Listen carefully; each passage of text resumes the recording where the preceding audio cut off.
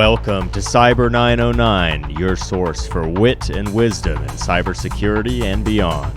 On this podcast, your host, Veteran Chief Security Officer and cyber aficionado Den Jones, taps his vast network to bring you guests, stories, opinions, predictions, and analysis you won't get anywhere else. Join us for Cyber909 episode 20 with Shannon Rowbury. Well, howdy again, folks. We are back for another episode of Cyber909, the cyber show that actually talks very little cyber. So I guess it's really a bait and switch. So every episode, we have some fantastic guests, and I am blessed today. We have an Olympic medalist, someone who has spent a career being an athlete, disciplined, and then somehow, and we're going to hear the somehow managed to get over into the world of tech as a consultant with the West Strategy Group. So let me welcome Shannon Rowbury on the show. Shannon, thanks for joining. Thanks, Den. It's great to be here with you. So we met the end of last year, I guess, latter months of last year. You came to an executive event and you were showing off your magic as you were talking to us and bringing, educating us on how you went from your Olympic career into tech. But before we get there, let's talk a little bit about this Olympian thing. So can you share with everybody a bit about your background and, your Olympic journey first?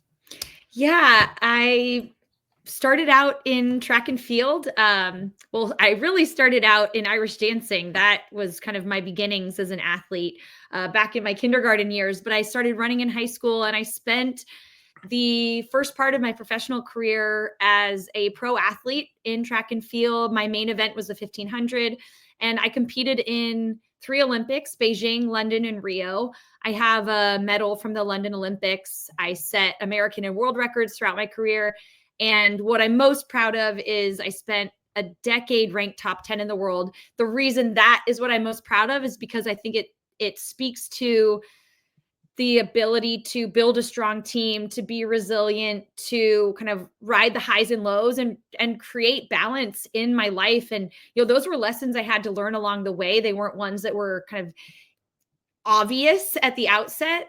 It was the team that helped me kind of learn the lessons in a way that gave me sustainability. But yeah, it was a long career at a really high level. And it's been fun for me now to take those learnings that helped me be successful as an athlete and translate them into tools for others to use for business and life goals, because ultimately at the end of the day, performance is performance. And I love exploring that intersection of things and really finding ways to create crossover and hopefully applicability for others. Yeah. And from the adversity perspective, because you may notice, people who know me will know I am not a runner. I'm not a fan of the gym, but I do like trails and walking. I think the outdoors is brilliant. But I've never really been injured. I've never been injured to a point where my profession's at risk. Mm-hmm. So as someone who relied on your body being tip-top shape, and I think you talked to us about going through injury, and I think of running as an individual sport unless you're doing relay. Yeah. So, but it's a team thing in the background, right? So can you share just a dynamic of what it's like to go through that injury or tough times, and then how did you get yourself through it, but how did the team help you get through it? Yeah, I mean, we see most everybody, we often see the highlights in people's lives, but we don't, that the kind of backstory and the in-between times aren't as readily posted on social media or covered on the TV broadcast. But the reality is that in my life for certain, and in my teammates' lives, there were these highs and lows. There were niggles, as the Brits would say, that would kind of like pop up. And really for me, I had a massive injury that ended my collegiate career prematurely. So I had won NCAA indoors. I was a top recruit coming into my senior outdoor season, ready to, sign a big contract. And then I got a stress fracture in my left hip that basically made it impossible for me. I was on crutches. I couldn't even try to finish my senior season. And it was devastating. What I'm most proud of is that I used that setback as an opportunity for learning and ultimately an opportunity for development and growth in the running space and in the sporting space. We call that kind of prehab. My efforts were to really understand the root cause of the injury that I had, especially since my injury was a stress fracture, which is a chronic injury, meaning that something was off day after day, week after week, month after month, ultimately leading to a massive setback. And I think there's a lot of parallels in our personal lives in a business setting, that, the setbacks do happen, sometimes from our own choices, sometimes for things that are out of our control. But ultimately, when that moment happens, how quickly can you bring it back to the things that are within your control? How much can you learn from that setback in hopes that it will be less likely to happen again? Because it's one thing for a thing to happen once, but if it's happening 2, 3, 4 times again and again, then we're not learning and we're letting the same mistakes get in our own way. But if we can always kind of fail forward, an industry favorite, then, at least you can come back stronger. And that injury I had at the start of my pro career, that was in 2007. I didn't have another major injury until 2019 postpartum. And that was due to kind of having to come back from childbirth too quickly. So it was a completely different set of circumstances. But my original injury came from a leg length difference that's pretty significant and should have kind of meant that, my life as a pro athlete was not meant to be. My story is one that proves that, even a kind of anatomical anomaly that should be a game ender isn't necessarily so. Yeah.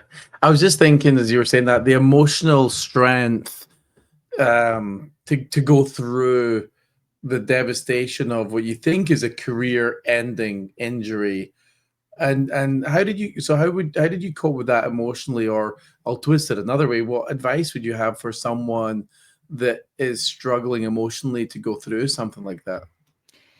I cried a lot. I remember I forget what movie was in the theaters, but I was injured. I couldn't train. And I think it was, a horse racing movie or something. And I just remember watching it, crying, seeing an animal race and achieve great feats. And here I was sidelined, and it was heartbreaking for me. And so there is that emotional component for sure. And that it's important to recognize that feeling of disappointment, and the fact that you are that disappointed, I think, is a reminder of how much you care. I think, for me, there was this just conviction that I would be able to come through it. I was not ready to be done with my career. And, step one for me at the time it happened, I was at Duke in college. I'm from San Francisco, so the opposite coast. And so for me, I had an incredible support team from a healthcare perspective in the San Francisco Bay Area. So step one for me was get back home. When it came to getting back to the root cause, I also needed to get to kind of the root of where I was from and really understand how I could rebuild the system around me to have it to both understand my injury. So leg length difference, I identified it with a bone length scan. I got a massage therapist and chiropractor to kind of help keep my muscles and bones in alignment. I got orthotics to kind of lessen that leg length difference. I created a training plan in the gym and, hip and core work so that I could make my muscles the first line of defense to minimize the chance that my body would get out of whack. A lot of it for me was, first that conviction, but second, then, okay, how do I take ownership of this process and put in the building blocks so that as I recovered from that injury, and it took me about 3 or 4 months till I ran on the ground again. But along the way, I was putting in those, building blocks day after day, so that when I did get cleared to run on the ground, I was able to go from 0 miles to about 50 miles a week in the course of a month. And so that was around August. By December-ish, or January, I'd won my first indoor national championships. And by June, I made my first Olympic team. And so I think for me, it was conviction that I was not ready to be done, commitment to figuring out, how I could unravel this injury and build a stronger system moving forward. And then most importantly, the willingness to show up day after day after day and do the work necessary. That's where a lot of people miss out. I see the biggest mistakes. They don't take enough time at the outset. They try to rush back without ever fully understanding what set them back in the first place. Or they have an idea of what they need to do, but they just aren't quite willing to put in that work, which includes, the sacrifices of missing out on, for me, like I missed out on weddings and birthdays and parties and social events. I had to be really conscious of, how much sleep I got, or, the foods that I ate, and my whole entire lifestyle. But I was willing to make those commitments or that sacrifice. To me, it wasn't even a sacrifice ultimately, because it was really building me towards a much bigger and a really meaningful goal. Wow. One thing, when you went through the injury, people can take that one of two ways, right? They can go inward and just crumble and say, screw it, I'm not going to do this any longer. Or the other way, which is what you done, which is, I'm fighting for this. This is mine and I want it. Was there a mentor in your life at that point? Like when the injury happened, you get the bad news. Was there a special someone in your life that said, hey, Shannon, you can fight this, you can do it, you can make it happen? Or was that mentor inside your head? I think a combination of both. I think the people in my life, my coaches, my parents, my kind of inner circle, believed just as I did that I wasn't done yet, that there was another side of this, that I would get over the hump and that I would find success. It wasn't guaranteed, but we all believed it was possible. I think when you're kind of that puddle of emotions and feeling like you're completely lost, you need that person to kind of help get you up and take those first baby steps. For me, it was certainly my mom. She has always been someone that's like a doer as well. So I think she kind of helped me wrap my head around how we could start to unravel this injury and get to the bottom of it. And, to the point where let's get you home. Let's see the people who the massage therapists, the chiropractors you've worked with since you're a kid, that you trust, that really know their stuff. And let's use that as a starting point. And I even remember, of course, with an injury, that severity, we did an MRI, and the MRI showed a variety of things. But I had the great advice from my chiropractor, which was, yes, there's a stress fracture in your hip or your femoral neck. Yes, you have a labral tear. There's some other things as well. But the biggest of all of those is the stress fracture in your femoral neck. Let's worry about that. And the other things, like, not that they don't matter, but let's not go do the hip surgery. Let's first try to recover this thing and be really diligent about the way that we treat it.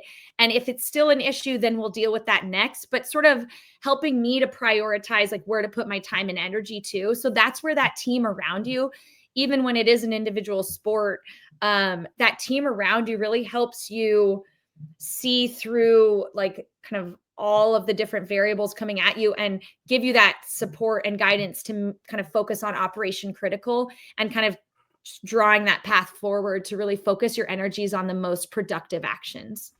Yeah. I know a lot of athletes and sports people visualize, and they visualize their future. They visualize their dream. They visualize holding the medal. They visualize being on the podium. Did you do, or were you coached ever to do any visualization as part of your journey? Yeah, we did visualization. I was fortunate to work with a man named Greg Dale when I was in college and at Duke.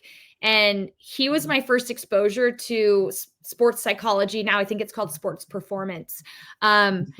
But I would say a lot of what we talked about was more process focused. And so most of my visualization has been around execution. I mean, I certainly would think about what I wanted to achieve, but that kind of outcome focus can sometimes be a slippery slope, because then you're really fixated on a final product when there's so many steps along the way that you really need to steel yourself for. And so when I would do my race preparation and we would have visualizations for the race, a lot of time was spent around, how do I want to show up in each moment of the race? So, getting to the starting line, how do I get in, like kind of take a deep breath and kind of focus on what I can do, like the reasons why I should feel confident at that starting line. What is the body of work that I've done that gives me every right to feel like I have a chance? And then in the race itself, breaking down my race, which was about 3 3/4 laps. And I would be thinking about, in lap 1, I would have either a word or a physical cue to kind of help me remember how I wanted to execute in that moment. So for example, lap 1 would often be around positioning, because the 1,500 meters, we're all trying to share the same space on the track. We don't have our own lane. So it can't be so much about execution. It's more about intent or creating an idea of how you want to react. And so I spent a lot of time, it'd be, I want to position him in the first lap. I want to take a deep breath on the second lap to gather myself, because for me, breath is a really visceral and valuable cue to kind of coming back into my body. Things like that. I encourage the people that I work with. I encourage everyone to sort of really be thinking about, what are those words or kind of like cues, like a deep breath that can kind of help you come back into the here and now, because it is so easy to get into our heads and to get to think about all the things we need to do. But ultimately, to make the best use of this moment we're in, we need to try to actually be in it. Yeah, and I think that's a really good point. A lot of people, when they think of visualization, they visualize the end result, but they don't visualize the journey to get to the end result. And ultimately, like, I heard there's a audiobook, Dr. Tara Swan. She talked about, I think it was the core. She talked about, don't call them visualization boards or vision boards, call them action boards. Because the reality is it's not just about the thing you want in the future. It's what do you need to do to take steps to get there, right? So I thought that was a really great way to twist it. It also helps take it away from people talking about woo-woo stuff and to actual like goals. And I'm going to make the thing happen, and I'm going to be part of the journey of making it happen. Absolutely. When you started, so then from the Olympic side, so how old were you when you ran your first Olympic race? I think I was maybe 23 or so. And then my last, I think I was just before just 23, almost 24. And then was, I guess, 27 and then just over 30 when I was in my third Olympics. So kind of my entire 20s into my early 30s was my prime career as a pro track athlete. And what do you think? So at the end of it, when I would never think of you hanging your runner's shoes up. You probably still run on the side and, round San Francisco. I did think earlier, I was like, but maybe you had one leg longer because of the hills in San Francisco. You're just going around them, and that's how your body over time stayed up straight. I would have been better if it was not my left leg, but my right, because you turn around the track, so it actually would have given me a little distance. But you could have sometimes just run the other way, Shannon. Just, we would actually go the same way. They wouldn't let me do that in the race, though. Darn it. Yeah, I know, right? I'm like, come on, you got to do it both ways. Now I love so you done your Olympics. Congratulations on your medal. Thank you. I know for you that is like the culmination of really that hard work, is a recognition. And I love that. I love the reward of the thing. But I think in any life journey, you said something earlier about, fail fast. And I really, what I take away from it was you learned a lot of lessons in the journey that helped you get to where you are now. So I twist it from being a failed fast to I learned a lot of lessons that enabled me to accomplish something and deliver ideally quicker. Yeah. When you kind of got to the end of your pro career, what did you look back at as the biggest lesson you learned? A couple takeaways. So with my pro career itself, I guess as I look back on it, and I guess there's the two takeaways are sort of tied together. So my medal from London took 13 years to come through because I crossed the finish line in, I believe, 6th, but as it turns out, more than half the field was cheating. And so it took until this past September for yet another athlete to be disqualified for me to get elevated into the bronze medal position. And so that you're absolutely right. That medal, as in some ways, it seems silly to think that was like a validation, but for so long, I had been kind of told that success in the Olympics means coming, first it's making the Olympic team. Okay, you've done that. Now you have to get a medal. Like those are the two success metrics within the Olympics. And so what I really discovered, though, because I got my medal all these years later, we had a celebration in the fall to just to celebrate the fact that this kind of thing we had suspected for so long had actually been proven true. And it was really important for me to gather together the people who had been part of that team, that had been part of getting me to the starting line in 2012, to bring them all together and to thank them, to celebrate with them, and really recognize the fact that while I towed the starting line alone, it was them that had gotten me there.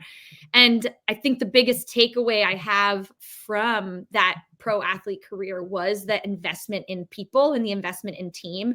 I certainly didn't have great experiences across the board. There were some really challenging moments, both with coaches and with contracts and with a lot of different things. But what got me through it in one piece with consistent success was that team around me. And so I think that reinforcement of how vital it is to invest in people and invest in relationships. For me, it was really emotional 13 years later to see, with the exception of a couple people who had passed away, like those same people still in my corner, still able to have them all together in one room. And That's I think brilliant. and I think for every person, like at the end of the day, that's what matters. It's those, like the medal, yes, like it's cool, but I'm not going to wear it around every day. But those people in your life, they're the ones that make life worth living. Yeah. And you hit the nail on the head, because in a minute we're going to translate this all over into business, context and stuff. But I think of it like Shannon was the product. And in order for the product to be a successful product, then you need to live a good lifestyle, eat the right stuff, be super disciplined. You need to practice.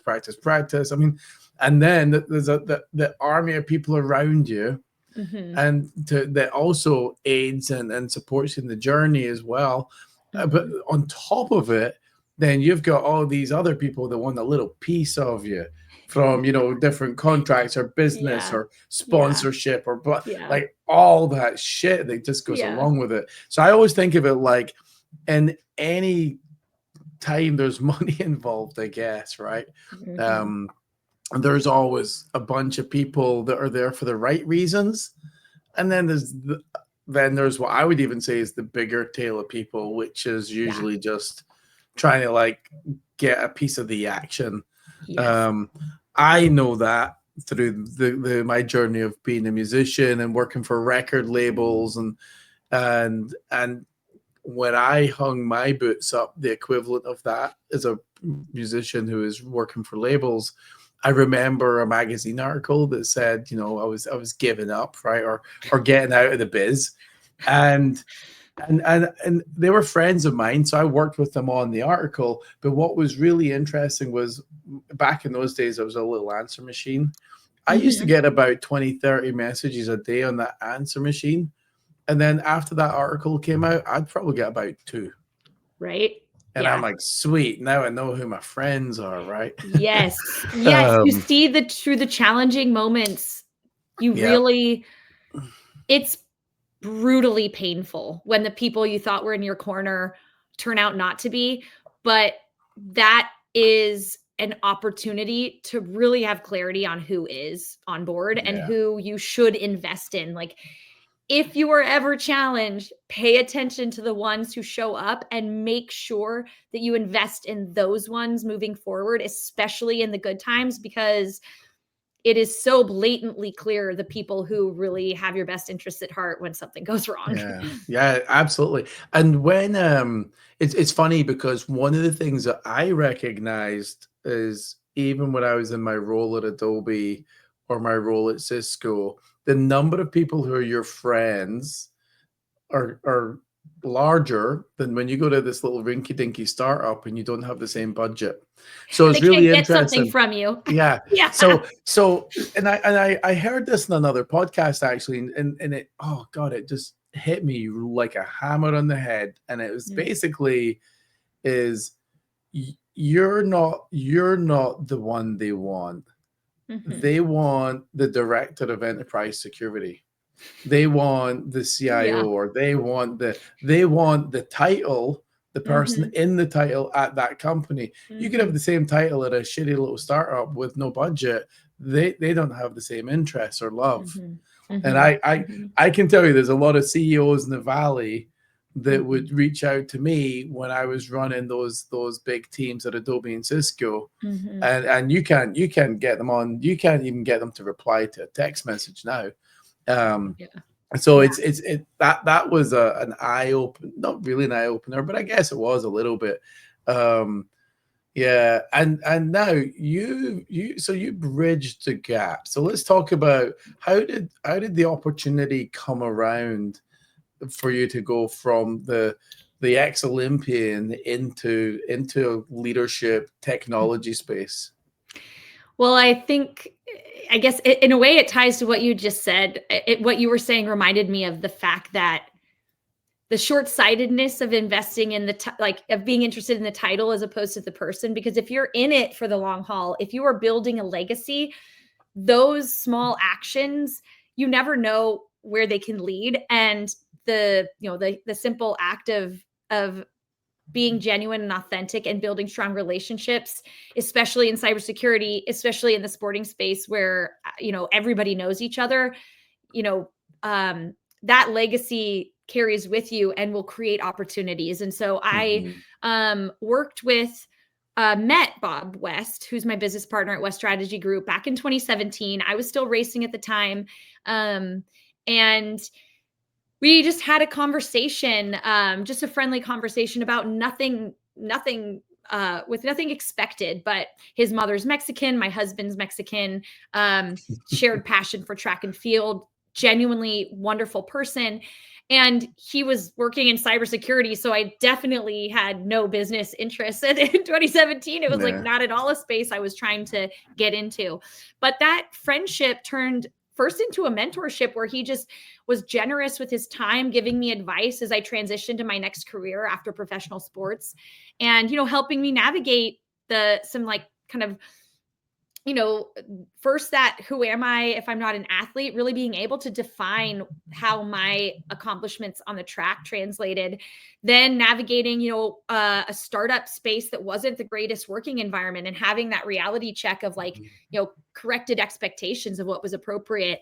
And then ultimately, it was that friendship and shared interest that when I had created Medalist Mindset, which is the kind of core the foundation of the work that I do for leadership and performance coaching, I had just asked Bob as a friend if he would check it out, get his feedback on, what he thought. I created Medalist Mindset with Lauren Gibbs. She's a fellow Olympian, bobsled silver medalist. And so I shared it with Bob for his advice. And he was working at Palo Alto Networks at the time, but was ready for his next step. Felt that medalist mindset would be a great tool that we could use as part of our consulting business to really support our clients to not only have go-to-market support, but leadership and performance kind of support for the, either the individual or their teams. And we decided to partner together. And so, just going back to what you had said, the way that we treat people when we don't want anything from them, leaves a mark. And it's really exciting to build relationships with others that you just have that mutual respect with. Bob is one, Den from our conversations, you as well, just someone of deep thought, of integrity, of curiosity, obviously, works hard. But to me, I think if life has taught me anything, it's the investments in those kinds of people. You never know where they will go, but they'll go somewhere interesting. And I look at that because I think of it. There was something you mentioned earlier as well about the team around you, right? I don't know a single leader who is successful without having a team, like a team around. Every team I've ever built, I've been an individual contributor, and I would like to think that I've made my previous managers look good. I think they've enabled me to grow in my career and enabled me to look good. And then with my peers and other people beyond the team, in my personal life, my personal circle is small, intentionally small, because I don't need a million friends. I just need quality and not quantity. And I think in business it's the same. I mean, I love the thought of I share this. The number of sales people in my contact list, my phone, is tiny. I've been doing this shit for over 30 years.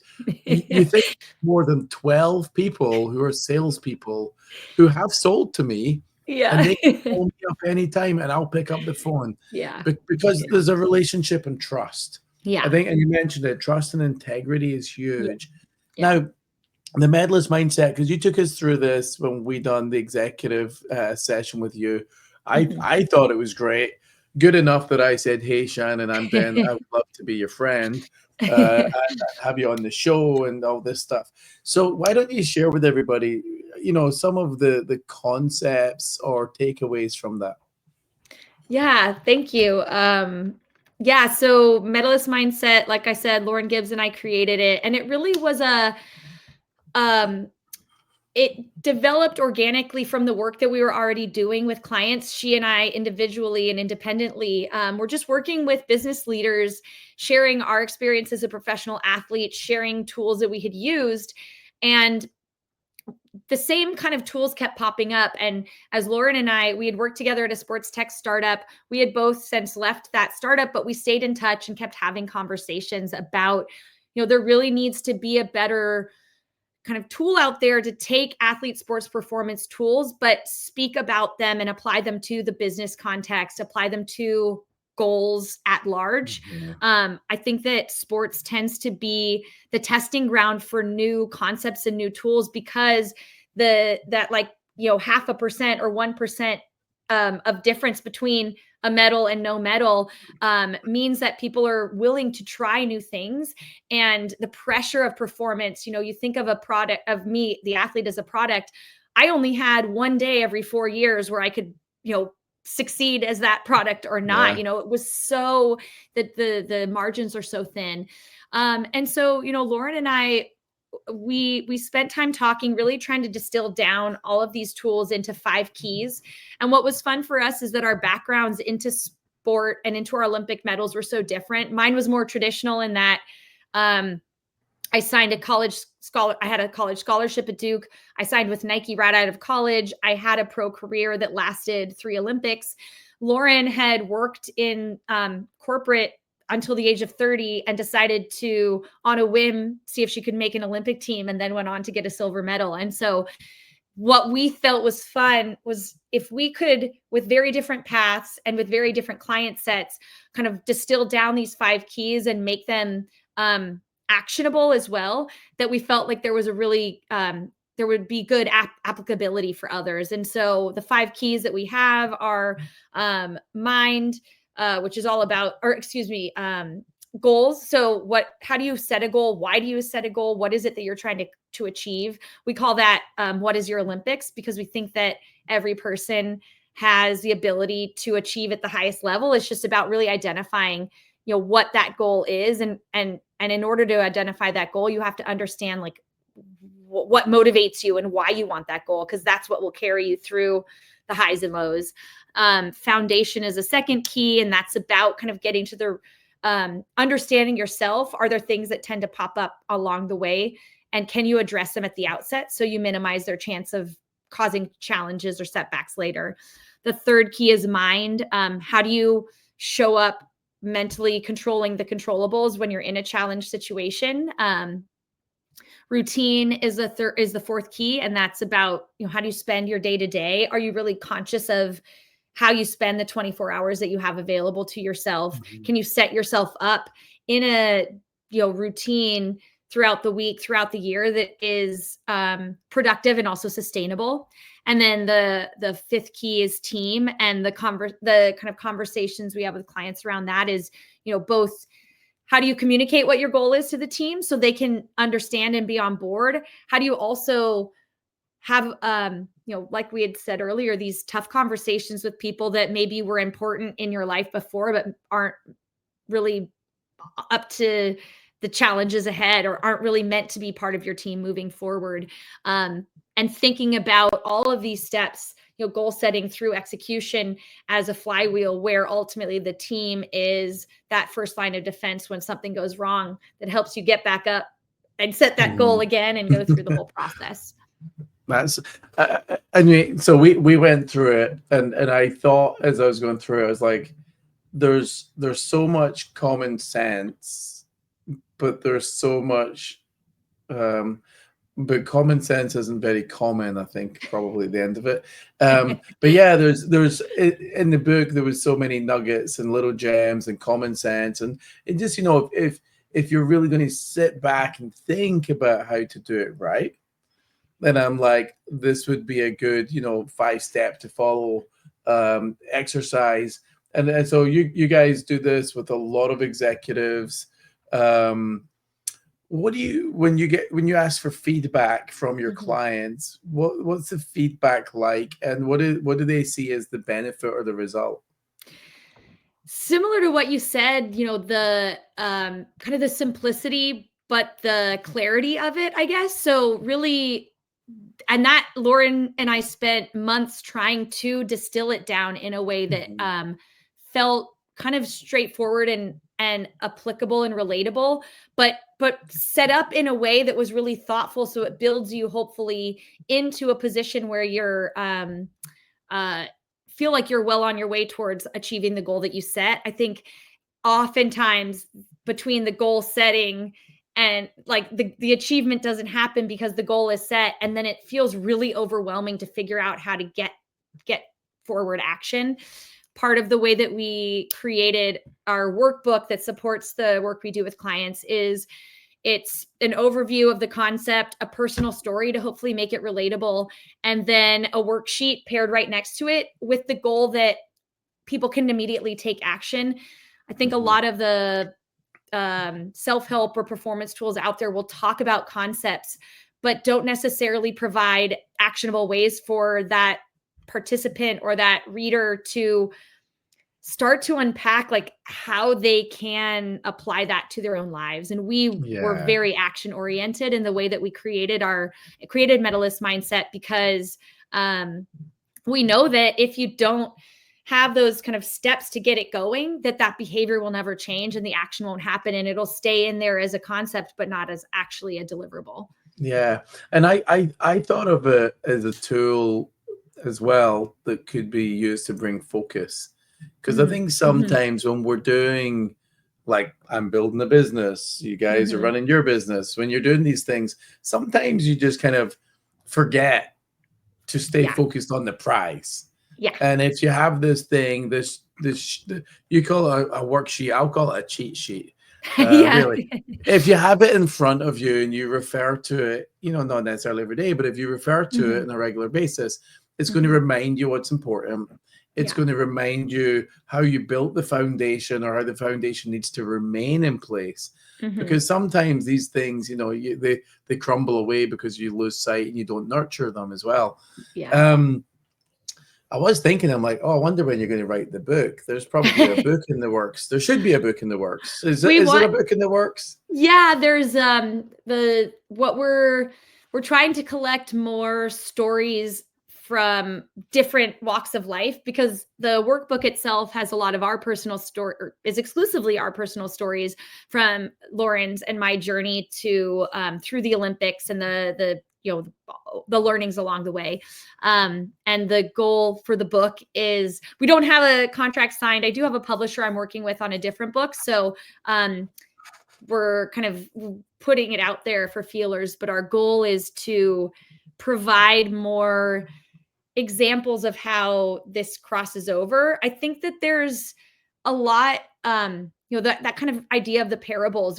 It's one thing to say a concept, but to really understand how others have, experienced that in their own life is that spark, I find, that kind of helps it feel relatable, helps them kind of understand how that makes sense in context of their own day to day, and having more of those stories out there for people to hopefully help them in their own journey, whatever it is they're trying to achieve. Yeah. And I look at it like first of all, from a time perspective, we could probably talk. I actually just have about 54 more questions now. I was sitting there thinking, wait a minute, I should have asked more about, and then I'm like, okay, time to move on. So that's where you and I, when we met the first time, it was the same, where the conversation just kept going. But that's my favorite thing, finding those people. And it doesn't surprise me that you, with your background in music, coming into cyber, I love people like you who have an intersection of things, two lived experiences that on the surface don't connect, but yet together they create an innovative perspective that is so valuable. And so I just want to say I so enjoy our conversations for many reasons, but I think that is one of them. And I know, and also I do recall we both like wine as well. So so that's good. I mean, I think everybody needs a little wine in their life usually, and some good cheese. I'm a huge foodie as well. So for me, it's like I love to scratch cook. So, and I got into growing mushrooms because I know like the health benefit of fruits and vegetables is not lost on me. But I love growing my own stuff, right? So I got into the mushrooms, and I'm a big fan of lion's mane. And so, so for me, it's like, that stuff's great. I tried to make my own beer during COVID. That was an epic fail. Ridiculous at it. I figured I should just go buy some shit. I literally spent, I think, $400 on a beer making kit. And this goes back to like when you're building a good team. I think I have great ideas, some visionary and some not so much, but I get bored pretty quick. So if a project takes too long or whatever, I want someone else to run with it. But my attention to detail is not the best. And unless I really want to or need to be, then I'm not really detail orientated. But I surround myself with people who are. And for me, the problem with the beer making is I kind of needed someone who had an attention to detail beyond mine. My mushroom making stuff, luckily enough, I went to this place, North Spore. They're really good. I'll put links in the show notes. But yeah, it's pretty cool. Didn't expect to learn about mushrooms, guys, did you? Well, what's funny, I used to have an architect in my team, and this guy was all about mushrooms. I mean, super smart guy, knew his shit about mushrooms. And at that point in my life, I wasn't really interested, but he could go foraging and find Oh, mushrooms. wow. So That's yeah, some confidence right there. Because that is I would love that on the surface, but I'm terrified I'm gonna pick the one that will kill me. that one, yeah. Or the one that'll put you on a really good trip and you'll never be able to find it again. Well, yeah, I don't that know. that Yeah, could that could be happen good. as well. I'd be All of that scares disappointed. I'm me. like, where was that mushroom again? Yeah. So yeah, but it's interesting for me as you go through your life journey. Like I can't imagine you'd have been, say, 10 or 11 interested in going from dancing to running. And as you go through those years, you're a competitive dancer, then a competitive runner. I can't imagine you just sat there and said, well, 30 years from now, I'm going to be in tech. Like, I part of me, like, I've always loved I grew up in San Francisco and I've seen the way that the innovation of tech. So for me, when I think of the intersection of things, I said I love that. Sports tech is an area that I thought I would end hmm, up in. So I thought it would be a natural evolution to take my experience as an athlete, leverage technology and its incredible capabilities to work in the sports tech space. Um, what I've been so pleasant, like so charmed by, I guess, with cybersecurity are the people in it. So hmm, the drivers of the people in cybersecurity make sense to me. Purpose driven individuals, they have to be resilient, they have to perform under pressure, there's unexpected things that come at them, and like, you know you have to just show up every day to give your best effort because that's what this space requires, because there's a bigger threat out there, and even the sense of community within cybersecurity, yeah. that you might be competitors, but at the end of the day there's this recognition that the greater good is more important. And so, I mean, I guess coming back to people again and coming back to really just finding those individuals who you can respect, who you can relate to, who you can you communicate with on an authentic level. I still have so much to learn about the ins and outs of cybersecurity, but the people by and large that make it work, those I love spending time with. Yeah. Yeah. I mean, it's funny because I've been in IT forever, IT and security. If you ever say Mhm. that, some parts of IT is security, then over 32 years in this Oh, stuff. wow. Yeah, 1992 or something. I don't know. Nice. I was a kid. Yeah. Um, but it's cool because I love the diversity. I Mhm. think there needs to be more diversity, gender diversity, and everything else. Mhm. But I think of it as diversity of people and personality, in the more like we get some really weird, awfully brilliant, weird people in our industry.